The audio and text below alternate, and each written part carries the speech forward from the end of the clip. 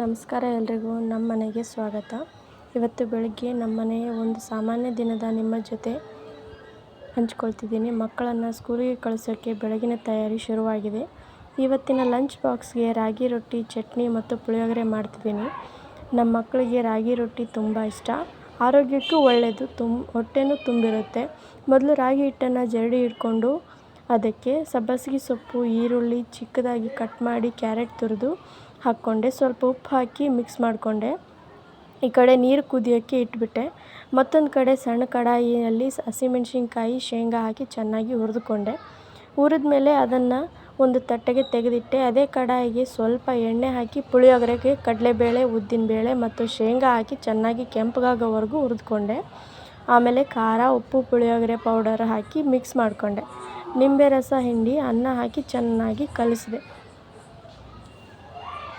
ಆಮೇಲೆ ಚಟ್ನಿ ಮಾಡೋಣ ಅಂತ ಹುರಿದಿಟ್ಟಿದ್ದ ಹಸಿಮೆಣಸಿನ್ಕಾಯಿ, ಶೇಂಗಾ, ಉಪ್ಪು, ಹುಣಸೆಹಣ್ಣು, ಜೀರಿಗೆ, ಬೆಳ್ಳುಳ್ಳಿ ಮತ್ತು ಹುರಿಗಡಲೆ ಹಿಟ್ಟು ಹಾಕಿ ಮಿಕ್ಸಿಗೆ ಹಾಕಿ ಚೆನ್ನಾಗಿ ಗ್ರೈಂಡ್ ಮಾಡಿಕೊಂಡೆ.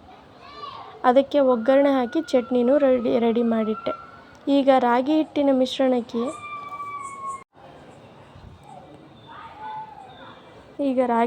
ಮಿಶ್ರಣಕ್ಕೆ ನೀರನ್ನು ಸ್ವಲ್ಪ ಹಾಕಿ ಚೆನ್ನಾಗಿ ನಾದ್ಕೊಂಡೆ. ಆಮೇಲೆ ಸಣ್ಣದಾಗಿ ಉಂಡೆ ಮಾಡಿಕೊಂಡು ಚಪಾತಿ ಥರ ಲಟ್ಟಿಸಿ ತವಾದ ಮೇಲೆ ಹಾಕಿ ಚೆನ್ನಾಗಿ ಬೇಯಿಸ್ಕೊಂಡೆ. ರಾಗಿ ರೊಟ್ಟಿ ರೆಡಿ ಆದಮೇಲೆ ನನ್ನ ಮಗಳು ರುಚಿ ನೋಡಿದ್ಲು. ಅಮ್ಮ ತುಂಬ ಚೆನ್ನಾಗಿದೆ ಅಂತ ಹೇಳಿದ್ಲು. ಅದು ಕೇಳಿದಾಗ ನನಗಂತೂ ತುಂಬ ಖುಷಿ ಆಯಿತು. ನಾವು ಪ್ರೀತಿಯಿಂದ ಮಾಡಿಕೊಟ್ಟಿದ್ದು ಮಕ್ಕಳಿಗೆ ಇಷ್ಟ ಆಯಿತು ಅಂದರೆ ಅದೇ ದೊಡ್ಡ ಖುಷಿ ಅಲ್ವಾ. ಆಮೇಲೆ ಮಕ್ಕಳ ಲಂಚ್ ಬಾಕ್ಸ್ ಪ್ಯಾಕ್ ಮಾಡಿಕೊಂಡು ಸ್ನ್ಯಾಕ್ಸ್ಗೆ ಸ್ವೀಟ್ ಕಾರ್ನ್ ಕೂಡ ಹಾಕಿಟ್ಟೆ. ಅಷ್ಟೊತ್ತಿಗೆ ಸ್ಕೂಲಿಗೆ ಟೈಮ್ ಆಗಿತ್ತು. ಅವಸರವಾಗಿ ಮಕ್ಕಳನ್ನು ರೆಡಿ ಮಾಡಿಸಿ ಮಗಳಿಗೆ ಜಡೆ ಹಾಕಿ ಮಕ್ಕಳನ್ನು ಬಸ್ ಸ್ಟಾಪ್ ಹತ್ರ ಬಿಟ್ಟು ಬಂದೆ. ಮನೆಗೆ ವಾಪಸ್ ಬಂದಾಗ ನೋಡಿದರೆ ಬೆಳಗಿನ ಅವಸರದಲ್ಲಿ ಎಲ್ಲ ಸಾಮಾನುಗಳು ಚೆಲ್ಲಾಪಿಲ್ಲಿಯಾಗಿ ಬಿದ್ದಿತ್ತು. ಒಂದೊಂದಾಗಿ ಎಲ್ಲನೂ ಜೋಡಿಸಿಟ್ಟು ಬಟ್ಟೆ ಮಡಚಿ ಇಟ್ಟು ಮನೆಯೂ ಸ್ವಲ್ಪ ಸರಿ ಮಾಡಿಕೊಂಡೆ.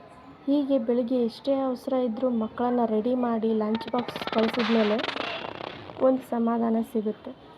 ಇವತ್ತಿನ ನನ್ನ ಈ ಸಿಂಪಲ್ ಬೆಳಗಿನ ವ್ಲಾಗ್ ನಿಮಗೆ ಇಷ್ಟ ಆಗಿದ್ದರೆ ವಿಡಿಯೋಗೆ ಒಂದು ಲೈಕ್ ಮಾಡಿ.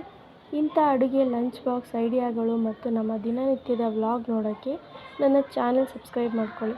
ಮತ್ತೆ ಇನ್ನೊಂದು ವಿಡಿಯೋದಲ್ಲಿ ಸಿಗೋಣ. ಧನ್ಯವಾದಗಳು.